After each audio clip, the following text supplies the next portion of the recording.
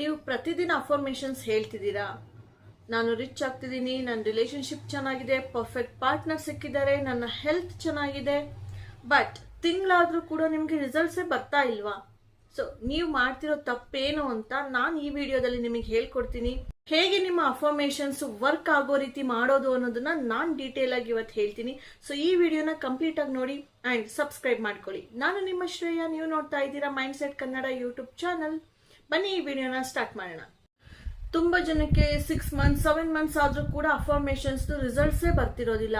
And ಇನ್ನು ಕೆಲವರಿಗೆ ತುಂಬಾ ವಿಚಿತ್ರವಾದ ಅನುಭವಗಳಾಗುತ್ತೆ. ಲೈಕ್ ಅಫರ್ಮೇಷನ್ಸ್ ನ ಪ್ರಾಕ್ಟೀಸ್ ಮಾಡ್ತಿದ್ದ ಸಮಯದಲ್ಲೇನೆ ಅವರ ರಿಲೇಶನ್ಶಿಪ್ ಬ್ರೇಕಪ್ ಆಗೋದು, ಮನಿ ಅಫರ್ಮೇಷನ್ಸ್ ನ ಹೇಳ್ತಿರೋ ಸಮಯದಲ್ಲಿ ತುಂಬಾ ಎಕ್ಸ್ಪೆನ್ಸಸ್ ಜಾಸ್ತಿ ಆಗೋದು, ಅಂಡ್ ಜಾಬ್ ನೋಡ್ತಿರೋ ಟೈಮಲ್ಲಿ ತುಂಬಾ ರಿಜೆಕ್ಷನ್ಸ್ ಗಳು ಆಗೋದು. ಸೊ ಈ ರೀತಿ ಅಫರ್ಮೇಷನ್ಸ್ ಸ್ಟಾರ್ಟ್ ಮಾಡಿದಾಗ ಸೊ ಈ ತರ ಎಲ್ಲ ವಿಚಿತ್ರ ಅನುಭವಗಳು ಆಗುತ್ತೆ. ನಿಮಗಿದ್ ಗೊತ್ತಿದ್ಯಾ? ಸೊ ತುಂಬಾ ಜನ ಕೇಳಿ ನೋಡಿ, ಈ ತರ ಆಗೇ ಆಗಿರುತ್ತೆ. ಆಗ ನಮ್ಗೆ ಒಂದು ಡೌಟ್ ಬರುತ್ತೆ, ಇದು ವರ್ಕ್ ಆಗಲ್ಲ ಅಂತ ಅನ್ಸುತ್ತೆ ಅಂತ. ಅಂಡ್ ನನಗೂ ಕೂಡ ಇದೇ ರೀತಿ ಡೌಟ್ ಬಂದಿತ್ತು. ಬಟ್ ಇಲ್ಲಿ ತಪ್ಪಾಗ್ತಿರೋದು ಏನು ಅಂತ ನಾನು ತಿಳ್ಕೊಂಡ್ಮೇಲೆ ನನ್ನ ಅಫರ್ಮೇಷನ್ಸ್ಗಳು ವರ್ಕ್ ಆಗೋದಕ್ಕೆ ಸ್ಟಾರ್ಟ್ ಮಾಡ್ತು. ನಾನು ತುಂಬಾ ವಿಡಿಯೋಸ್ ನೋಡಿದೆ, 369 ಮೆಥಡ್ ಕೂಡ ಟ್ರೈ ಮಾಡಿದೆ, 55x5 ಮೆಥಡ್ ಕೂಡ ಟ್ರೈ ಮಾಡಿದೆ, ಜರ್ನಲ್ ಬರ್ದೆ, ಅಫರ್ಮೇಷನ್ಸ್ ನ ರಿಪೀಟ್ ಮಾಡಿದೆ, ಆದ್ರೂ ಕೂಡ ರಿಸಲ್ಟ್ ಬರಲಿಲ್ಲ. ಸೊ ಆಮೇಲೆ ನನಗೆ ರಿಯಲೈಸೇಷನ್ ಆಯ್ತು, ಪ್ರಾಬ್ಲಮ್ ಇರೋದು ಅಫರ್ಮೇಷನ್ಸ್ ಅಲ್ಲಿ ಅಲ್ಲ, ನನ್ನ ಬಿಲೀಫ್ ಸಿಸ್ಟಮ್ ಅಲ್ಲಿ ಅಂತ. ಇವತ್ತು ಅದನ್ನ ಡೀಟೇಲ್ ಆಗಿ ಹೇಳ್ತೀನಿ. ಅಂಡ್ ಈ ಕಾನ್ಸೆಪ್ಟ್ ನಿಮಗೆ ಅರ್ಥ ಆದ್ರೆ ನಿಮ್ಮ ಲೈಫಲ್ಲಿ ತುಂಬಾ ಚೇಂಜಸ್ ಕೂಡ ಸಿಗುತ್ತೆ ಅಂಡ್ ಅಫರ್ಮೇಷನ್ಸ್ ಗಳು ಕೂಡ ವರ್ಕ್ ಆಗುತ್ತೆ. ಈಗ ಮೊದಲನೇದಾಗಿ ಒಂದು ಕ್ವಶನ್ ನಾನು ನಿಮಗೆ ಕೇಳೋದಾದ್ರೆ, ಒಬ್ಬ ವ್ಯಕ್ತಿ ಪ್ರತಿದಿನ ಒಂದು 100 ಸತಿ ನಾನು ಕೋಟ್ಯಾಧಿಪತಿ ಆಗಿದ್ದೀನಿ ಅಂತ ಹೇಳಿದ್ರೆ ಅವನು ಕೋಟ್ಯಾಧಿಪತಿ ಆಗ್ತಾನ? ಯಾಕಂದ್ರೆ ಅವ್ರ ಬಾಯಲ್ಲಿ ಹೇಳ್ತಿರ್ಬೋದು, ಬಟ್ ಅವರ ಮನಸ್ಸಲ್ಲಿ ಸಬ್ ಕಾನ್ಶಿಯಸ್ ಮೈಂಡ್ ಅಲ್ಲಿ ಅಯ್ಯೋ ಅಷ್ಟೊಂದು ಮನಿ ಮಾಡಿ ಏನ್ ಮಾಡ್ಬೇಕು ಬಿಡು, ಅಯ್ಯೋ ಆಗುತ್ತಾ ಇದೆಲ್ಲ, ಅಯ್ಯೋ ರಿಚ್ ಪೀಪಲ್ ಎಲ್ಲ ತುಂಬಾ ಸೆಲ್ಫಿಶ್ ಇರ್ತಾರೆ ಅಂಡ್ ನಮ್ಮ ಫ್ಯಾಮಿಲಿಯಲ್ಲಿ ಯಾರು ಆಗಿಲ್ಲ, ನಾನ್ ತಾನೇ ಆಗೋಕ್ಕಾಗುತ್ತಾ? ಸೊ ಈ ತರ ಒಂದು ಕ್ವಶನ್ಸ್ಗಳು ಅವರ ಒಂದು ಮೈಂಡ್ ಅಲ್ಲಿ, ಮನಸ್ಸಲ್ಲಿ, ಓಕೆ, ಸಬ್ ಕಾನ್ಶಿಯಸ್ ಮೈಂಡ್ ಅಲ್ಲಿ ಆತರ ಓಡ್ತಿರ್ಬೇಕಾದ್ರೆ ಸೊ ಇವ್ರು ಜಸ್ಟ್ ಬಾಯಲ್ಲಿ ನಾನು ಕೋಟ್ಯಾಧಿಪತಿ ಆಗ್ತೀನಿ ಅಂತ ಅಂದ್ರೆ ಅದು ಆಗುತ್ತಾ? Yes or no? ಸೊ ನೀವು ಕಮೆಂಟ್ ಮಾಡಿ ಕೂಡ ಹೇಳಿ ನನಗೆ, ಓಕೆನಾ? ಸೊ ಅವ್ನ ಬಾಯಲ್ಲಿ ಹೇಳ್ತಿದ್ರು ಕೂಡ ಅವ್ನ ಮನಸ್ಸಲ್ಲಿ ಇರೋ ಬಿಲೀಫ್ ಏನು ಆಗೋದಿಲ್ಲ ಅನ್ನೋದು. ಸೊ ಇವಾಗ ಹೇಳಿ, ನಿಮ್ಮ ಸಬ್ ಕಾನ್ಶಿಯಸ್ ಮೈಂಡ್, ಓಕೆ, ಈಗ ಆ ನಿಮ್ಮ ಬಿಲೀಫ್ ನ ಬಿಲೀವ್ ಮಾಡುತ್ತಾ ಅಥವಾ ನೀವು ಜಸ್ಟ್ ಬಾಯಲ್ಲಿ ಹೇಳೋದನ್ನ ಅದು ಬಿಲೀವ್ ಮಾಡುತ್ತಾ? ಬಿಕಾಸ್ 100 ಅಫರ್ಮೇಷನ್ಸ್ ಇವಾಗ ಹೇಳ್ತಿದ್ದೀರಾ, ಬಟ್ ತುಂಬಾ ವರ್ಷಗಳಿಂದ ನಿಮ್ಮ ಬಿಲೀಫ್ ಸಿಸ್ಟಮ್ ಅಲ್ಲಿ ಸಬ್ ಕಾನ್ಶಿಯಸ್ಲಿ ನಿಮ್ಮಲ್ಲಿ ಇರೋದೇನು ಆಗೋದಿಲ್ಲ, ಮಾಡೋದಕ್ಕಾಗೋಲ್ಲ, ರಿಚ್ ಆಗೋದಕ್ಕಾಗೋಲ್ಲ ಅನ್ನೋ. ಸೊ ಹಾಗಾಗಿ ನಿಮ್ಮ ಒಂದು ಸಬ್ ಕಾನ್ಶಿಯಸ್ ಮೈಂಡು ಈ ಹೊಸದೇನಿದೆ 100 ಸತಿ ನೀವೇನ್ ಹೇಳ್ತೀರಾ ಕೋಟ್ಯಾಧಿಪತಿ ಆಗ್ತೀನಿ ಅಂತ, ಅದನ್ನ ಬಿಲೀವ್ ಮಾಡೋದಕ್ಕೆ ಕಷ್ಟ ಆಗುತ್ತೆ. ಮೊದ್ಲಿಂದ ಯಾವ್ದು ಅದ್ರಲ್ಲಿ ಫೀಡ್ ಆಗಿದೆ ಸೊ ಅದನ್ನ ಅದು ನಂಬುತ್ತೆ. ಸೊ ನೀವು 100 ಸತಿ ಅಲ್ಲ 1000 ಸತಿ ನೀವು ಅಫರ್ಮೇಷನ್ಸ್ ಹೇಳಿದ್ರು ಕೂಡ ನಿಮ್ಮ ಸಬ್ ಕಾನ್ಶಿಯಸ್ ಮೈಂಡ್ಗೆ ಗೊತ್ತಿರೋದೇನೋ ನಿಮ್ಮಿಂದ ಆಗಲ್ಲ ಅನ್ನೋದನ್ನ ಮಾತ್ರ ಅದು ಅಕ್ಸೆಪ್ಟ್ ಮಾಡ್ತಿರುತ್ತೆ. ಅರ್ಥ ಆಗ್ತಿದೆಯಾ ನಿಮ್ಗೆ ಇವಾಗ ಏನ್ ತಪ್ಪು ನಡೀತಿದೆ ಅಂತ? ಯಾಕಂದ್ರೆ ಈ ಒಂದು ಸಬ್ ಕಾನ್ಶಿಯಸ್ ಮೈಂಡ್ ಇದೆಯಲ್ಲ, ಅದಕ್ಕೆ ರಿಪಿಟೇಷನ್ಸ್ಗಿಂತ ಫೆಮಿಲಿಯಾರಿಟಿ ತುಂಬಾ ಬೇಗ ಅರ್ಥ ಆಗುತ್ತೆ, ತುಂಬಾ ಬೇಗ ಅದನ್ನ ನಂಬುತ್ತದು. ಗೊತ್ತಾಗ್ತಿದ್ಯಾ? ಈಗ ಒಂದು ಎಕ್ಸಾಂಪಲ್ ಕೊಡೋದಾದ್ರೆ, ಈಗ ನೀವೊಂದು ಏರೋಪ್ಲೇನ್ ಅಲ್ಲಿ ಕೂತಿದ್ದೀರಾ ಅಂತ ಅನ್ಕೊಳ್ಳಿ. ಪೈಲಟ್ ಈಸ್ಟ್ ಸೈಡಿಗೆ ಪ್ಲೇನ್ ನ ಕ್ಯಾರಿ ಮಾಡ್ತಿದ್ದಾರೆ, ಓಡಿಸ್ತಿದ್ದಾರೆ ಅನ್ನೋಣ. ನೀವು ಕೂತ್ಕೋಬಿಟ್ಟು ಇಲ್ಲಿ ಇಲ್ಲ ವೆಸ್ಟ್ ಡೈರೆಕ್ಷನ್ ಹೋಗ್ಬೇಕು, ವೆಸ್ಟ್ ಡೈರೆಕ್ಷನ್ ಹೋಗ್ಲಿ, ಈಸ್ಟ್ಗೆ ಹೋಗೋದು ಬೇಡ ಏರೋಪ್ಲೇನು ಅಂತ ನಿಮ್ ಸೀಟಲ್ಲಿ ಕೂತ್ಕೊಂಡು ನೀವು ಹೇಳ್ತಾ ಇದ್ರೆ 1000 ಸತಿ ಅದು ಹೋಗುತ್ತಾ? ಹೋಗಲ್ಲ ಅಲ್ವಾ? ಯಾಕೆ? ಬಿಕಾಸ್ ಪ್ಲೇನ್ ಓಡಿಸ್ತಿರೋದು ನೀವಲ್ಲ, ಪೈಲಟ್, ರೈಟ್? ಸೊ ಅದೇ ರೀತಿ ಪೈಲಟ್ ಹತ್ರ ಸ್ಟೀರಿಂಗ್ ಇದೆ, ಅಂದ್ರೆ ಅದನ್ನ ಯಾವ ಡಿರೆಕ್ಷನ್ ತಗೊಂಡೋಗ್ಬೇಕು ಅದು ಆಕ್ಸೆಸ್ ಅವರಿಗಿದೆ, ಕರೆಕ್ಟಾ?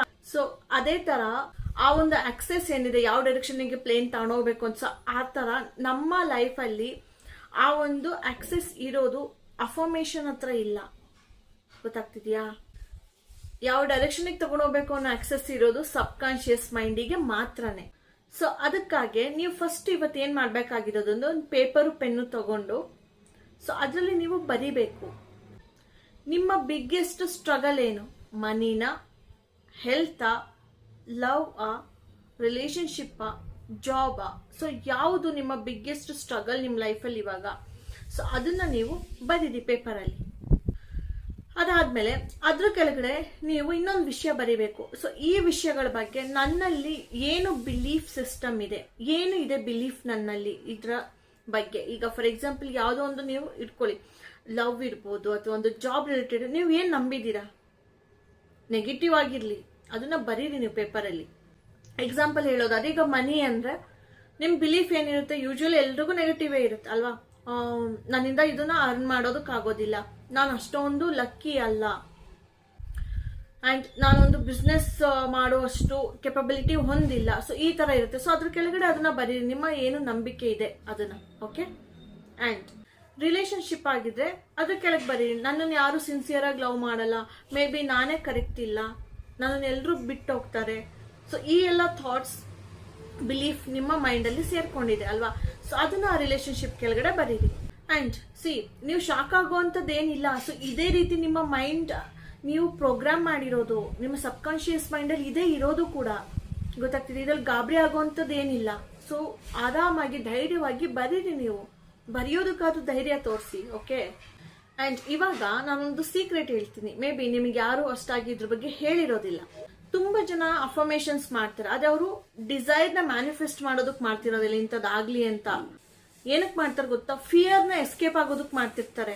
ಇವಾಗ ಏನೋ ಒಂದು ಮನೆ ತಗೋಬೇಕು ಅಂತ ಅಂದ್ರೆ ಆ ಒಂದು ಅಫರ್ಮೇಶನ್ ಇಂದ ಅದಾಗ್ಲೇಬೇಕು ಅನ್ನೋ ಒಂದು ತುಂಬಾ ಛಲ ತೊಟ್ಟು ಅವ್ರು ಮಾಡೋದಿಲ್ಲ.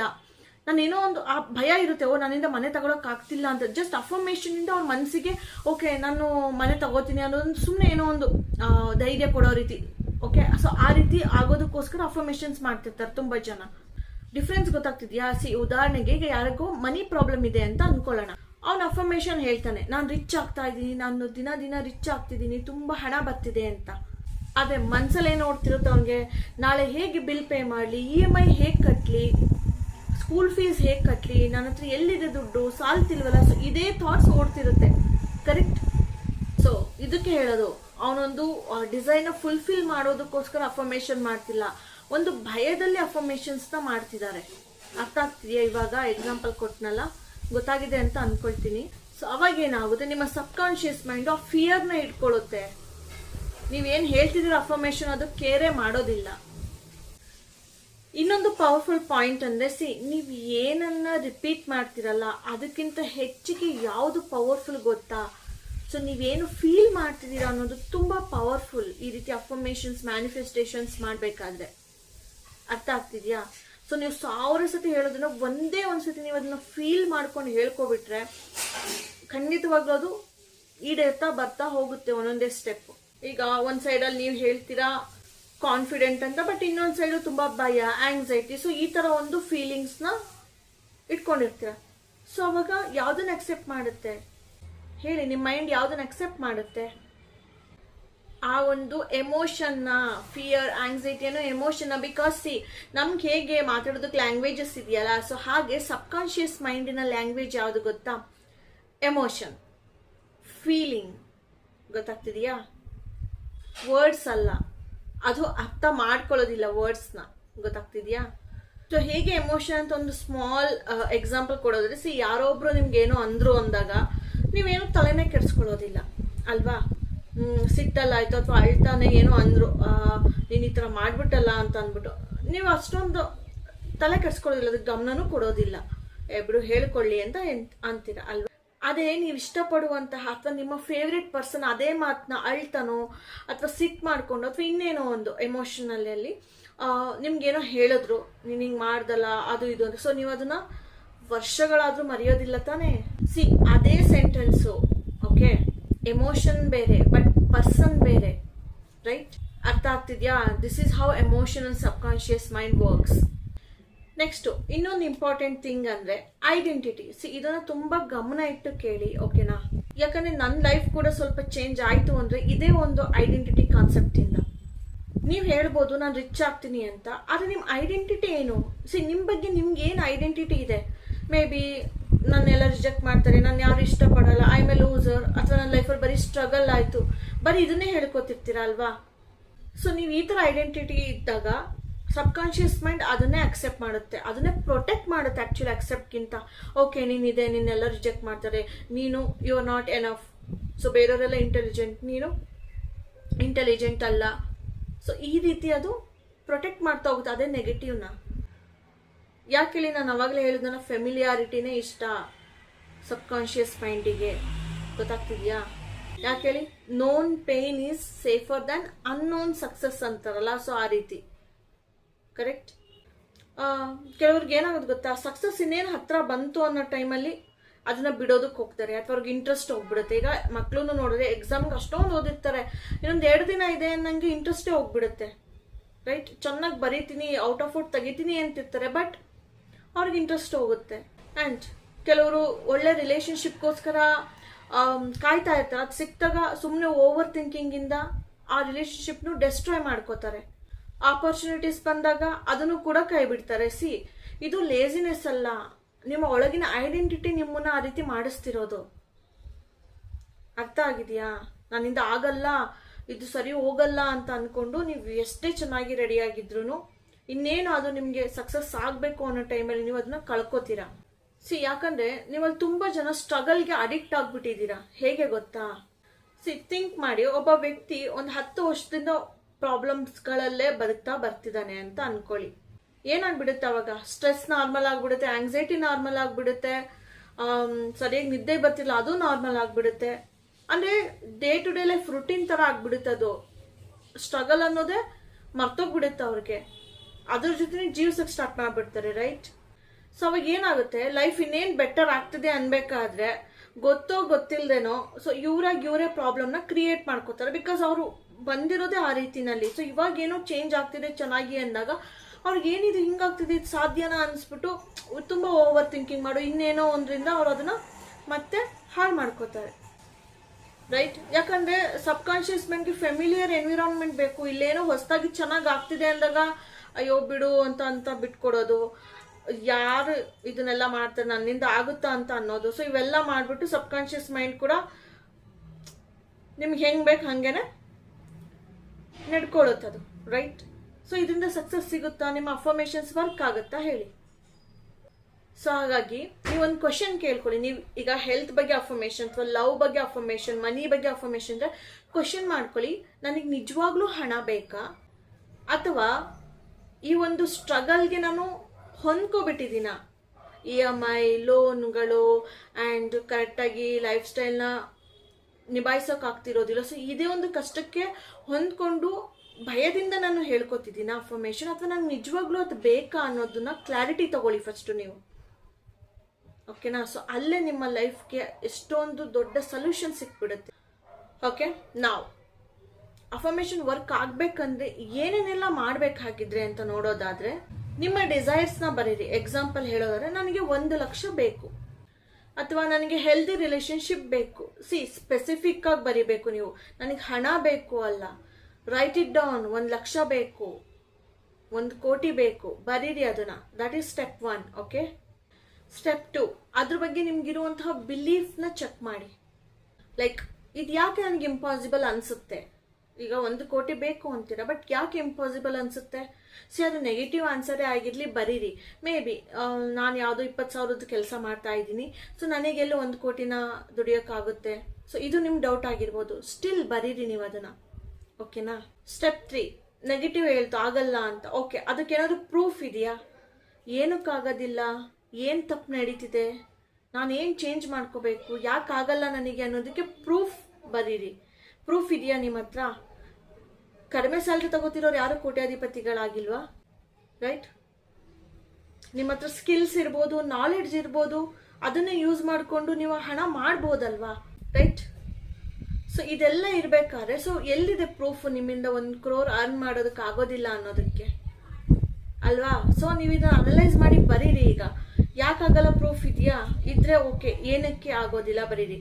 ಇಲ್ವಾ? ಓಕೆ, ಸ್ಕಿಲ್ಸ್ ಇದೆ, ನನ್ನಲ್ಲಿ ಎಬಿಲಿಟಿ ಇದೆ, ಕೆಪಾಸಿಟಿ ಇದೆ, ಮಾಡ್ತೀನಿ ಅನ್ನೋದಾದ್ರೆ ಅದನ್ನು ಕೂಡ ಬರೀರಿ. ಓಕೆ, ಸ್ಟೆಪ್ 4, ಒಂದು ಐಡೆಂಟಿಟಿ ಕ್ರಿಯೇಟ್ ಮಾಡಿ. ನಾನು ರಿಚ್ ಆಗ್ತಿದ್ದೀನಿ ಅನ್ನೋದ್ರ ಬದಲು ನೀವು ದಿನ ನಾನು ಡೈಲಿ ಫಿನಾನ್ಷಿಯಲ್ ಸ್ಕಿಲ್ಸ್ನ ಬಿಲ್ಡ್ ಮಾಡ್ತಿದ್ದೀನಿ ಅಂತ ಹೇಳಿ. ಅರ್ಥ ಆಗ್ತಿದೆಯಾ? ಆ್ಯಂಡ್ ನನಗೆ ಲವ್ ಸಿಗುತ್ತೆ ಅಂತ ಹೇಳೋ ಬದಲು ನನಗೆ ಹೆಲ್ದಿ ರಿಲೇಶನ್ಶಿಪ್ ಸಿಗುತ್ತೆ ಆ್ಯಂಡ್ ನಾನು ಅದನ್ನು ಡಿಸರ್ವ್ ಮಾಡ್ತೀನಿ ಅಂತ ಹೇಳಿ. ರೈಟ್, ಇದು ಐಡೆಂಟಿಟಿ ಬೇಸ್ಡ್ ಅಫರ್ಮೇಷನ್ಸ್, ಇದು ತುಂಬ ಪವರ್ಫುಲ್. ಓಕೆನಾ, ಗೊತ್ತಾಗ್ತಿದೆಯಾ? ನೆಕ್ಸ್ಟ್ ಸ್ಟೆಪ್ ಏನಂದ್ರೆ ಅಫರ್ಮೇಷನ್ಸ್ನ ಫೀಲ್ ಮಾಡಿ. 10 ಸತಿ ಅಫರ್ಮೇಷನ್ಸ್ನ ಹೇಳೋದು ಬರೆಯೋದ್ರ ಬದಲು 30 ಸೆಕೆಂಡ್ಸ್ ಜೆನ್ಯೂನ್ ಎಮೋಷನ್ನ ಫೀಲ್ ಮಾಡೋದು ಪವರ್ಫುಲ್ ಆಗಿರುತ್ತೆ. ಲೈಕ್ ಓಕೆ, ತುಂಬ ಇಷ್ಟಪಡೋ ವ್ಯಕ್ತಿ ನಿಮ್ಮ ಲೈಫಲ್ಲಿ ಇದ್ದಾರೆ, ನೀವು ತುಂಬ ಖುಷಿಯಾಗಿದ್ದೀರಾ, ಇಬ್ಬರು ಒಳ್ಳೆ ಜೀವನ ನಡೆಸ್ತಾ ಇದ್ದೀರಾ. ಸೊ ಈ ರೀತಿ ಒಂದು ಕಂಪ್ಲೀಟಾಗಿ ಫೀಲ್ ಮಾಡ್ಬೇಕು ನೀವು ಆಲ್ರೆಡಿ ಅದ್ರಲ್ಲಿ ಇದ್ದೀರಾ ಅಂತ. ಆ್ಯಂಡ್ 1 ಕೋಟಿ ಅಂದಾಗ ಓಕೆ, ನಿಮ್ಮ ಬ್ಯಾಂಕ್ ಅಕೌಂಟಲ್ಲಿ ಓಕೆ 1 ಕೋಟಿ ಇದೆ, ಸೊ ನಾನು ಬ್ಯಾಲೆನ್ಸ್ ಚೆಕ್ ಮಾಡಿ ಇಷ್ಟು ಬಂದಿದೆ ಆ್ಯಂಡ್ ದುಡ್ಡು ಬರ್ತಾನೆ ಇದೆ, ನನಗೆ ಎಷ್ಟು ರಿಚ್ ಆಗಿದ್ದೀನಿ, ಎಂಥ ದೊಡ್ಡ ಮನೇಲಿ ಇದ್ದೀನಿ. ಸೊ ಈ ರೀತಿ ಅದ್ರಲ್ಲಿ ಆಲ್ರೆಡಿ ಇದ್ದೀರಾ ಅನ್ನೋ ರೀತಿ ನೀವು ಫೀಲ್ ಮಾಡಿ ಒಂದು 30 ಸೆಕೆಂಡ್ಸ್. ಓಕೆ, ಆ್ಯಂಡ್ ಅದಕ್ಕೆ ಗ್ರ್ಯಾಟಿಟ್ಯೂಡ್ ಕೂಡ ಹೇಳಿ, ಧನ್ಯವಾದ ಕೂಡ ಹೇಳಿ. ನಾನೀಗ ಅಚೀವ್ ಮಾಡಿದ್ದೀನಿ, ಥ್ಯಾಂಕ್ ಯು ಅಂತ ಯೂನಿವರ್ಸಿಗೆ ಹೇಳಿ. ಸೊ ಕೊನೆಯದಾಗಿ ಹೇಳೋದಾದ್ರೆ ಅಫರ್ಮೇಷನ್ಸ್ ಅನ್ನೋದು ಏನು ಮ್ಯಾಜಿಕ್ ಅಲ್ಲ. ಓಕೆನಾ, ಆ್ಯಂಡ್ ಯೂನಿವರ್ಸ್ಗೆ ಆರ್ಡರ್ ಕೊಡೋ ಟೆಕ್ನಿಕ್ಕು ಅಲ್ಲ, ಅದು ಮಿರರ್, ನಿಮ್ಮನ್ನು ನಿಮಗೆ ತೋರಿಸುವಂಥದ್ದು. ಅದು ನಿಮ್ಮ ಒಳಗಿನ ಬಿಲೀಫ್ ಏನಿದೆ ಅನ್ನೋದು ನಿಮಗೆ ತೋರಿಸ್ಕೊಡುತ್ತೆ. ಆ್ಯಂಡ್ ಇಲ್ಲಿ ಯಾರೋ ಅಡ್ಡ ಬಂದಿಲ್ಲ, ಅಥವಾ ಯೂನಿವರ್ಸ್ ನಿಮ್ಮ ವಿರುದ್ಧವಾಗಿಲ್ಲ, ದೇವರು ನಿಮ್ಮ ವಿರುದ್ಧವಾಗಿಲ್ಲ, ನಿಮ್ಮ ನಂಬಿಕೆನೇ ನಿಮ್ಮ ವಿರುದ್ಧವಾಗಿದೆ. ಯಾರು ನಿಮ್ಮನ್ನು ಪನಿಷ್ ಮಾಡ್ತಿಲ್ಲ ಇಲ್ಲಿ, ಬಟ್ ನಿಮ್ಮ ಸಬ್ಕಾನ್ಷಿಯಸ್ ಮೈಂಡ್ಗೆ ಹೀಲಿಂಗ್ ಬೇಕಿದೆ ಅನ್ನೋದನ್ನ ತೋರಿಸ್ತಿದೆ. ಅಫರ್ಮೇಷನ್ ವರ್ಕ್ ಆಗ್ತಿಲ್ಲ ಅಂದ್ರೆ, ಗೊತ್ತಾಗ್ತಿದ್ಯಾ? ಹಾಗಾಗಿ ನೆಕ್ಸ್ಟ್ ಅಫರ್ಮೇಷನ್ ಬರೀಬೇಕಾದ್ರೆ ಹೇಳ್ಬೇಕಾದ್ರೆ ನೆನ್ಪಿಟ್ಕೊಳ್ಳಿ, ವರ್ಡ್ಸು ರಿಯಾಲಿಟಿನ ಕ್ರಿಯೇಟ್ ಮಾಡೋದಿಲ್ಲ, ಬಿಲೀಫ್ ರಿಯಾಲಿಟಿನ ಕ್ರಿಯೇಟ್ ಮಾಡುತ್ತೆ, ಐಡೆಂಟಿಟಿ ರಿಯಾಲಿಟಿನ ಕ್ರಿಯೇಟ್ ಮಾಡುತ್ತೆ, ಆ್ಯಂಡ್ ಎಮೋಷನ್ಸ್ ಕೂಡ ರಿಯಾಲಿಟಿನ ಕ್ರಿಯೇಟ್ ಮಾಡುತ್ತೆ. ಸೊ ನಿಮ್ಮ belief, identity and emotions change ಆಗಿ ಒಂದು ಅಲೈನ್ಮೆಂಟಿಗೆ ಬಂದರೆ ಎಲ್ಲವೂ, ಸೊ ಆ ಕ್ಷಣದಿಂದ ನಿಮ್ಮ ಅಫರ್ಮೇಷನ್ಸ್ ವರ್ಕ್ ಆಗುತ್ತೆ. ಸೊ ಎಸ್ ಗೈಸ್, ಸೊ ಇದಾಗಿತ್ತು ಇವತ್ತಿನ ವಿಡಿಯೋ. ತುಂಬ ಒಳ್ಳೆ ಇನ್ಫಾರ್ಮೇಷನ್ ನಿಮಗೆ ಕೊಟ್ಟಿದ್ದೀನಿ ಅಂತ ಭಾವಿಸ್ತೀನಿ. ಸೊ ನಿಮ್ಮ ಲೈಫ್ ಕೂಡ ಚೇಂಜ್ ಆಗಲಿ, ಒಳ್ಳೇದಾಗಲಿ, ಅಫರ್ಮೇಷನ್ಸ್ ಹೇಗೆ ವರ್ಕ್ ಆಗುತ್ತೆ ಅಂತ ತಿಳ್ಕೊಂಡು ಮಾಡಿ. ಓಕೆ, ನನ್ನ ವಿಡಿಯೋ ತುಂಬ ಹೆಲ್ಪ್ಫುಲ್ ಆಗುತ್ತೆ ನಿಮಗೆ ಅಫರ್ಮೇಷನ್ಗೆ. ಓಕೆನಾ? ಸೊ ಇಷ್ಟು ಹೇಳ್ತಾ ಇವತ್ತಿನ ವಿಡಿಯೋ ಮುಗಿಸ್ತಾ ಇದ್ದೀನಿ. ನಾನು ನಿಮ್ಮ ಶ್ರೇಯ, ನೀವು ನೋಡ್ತಾ ಇದ್ದೀರಾ mindset Kannada YouTube channel. Subscribe ಮಾಡಿ ಆ್ಯಂಡ್ ಜಾಸ್ತಿ ಸಪೋರ್ಟ್ ಮಾಡಿ. ಮತ್ತೆ ನೆಕ್ಸ್ಟ್ ವಿಡಿಯೋದಲ್ಲಿ ಸಿಗ್ತೀನಿ. ಅಲ್ಲಿವರೆಗೂ take care, bye, see you all.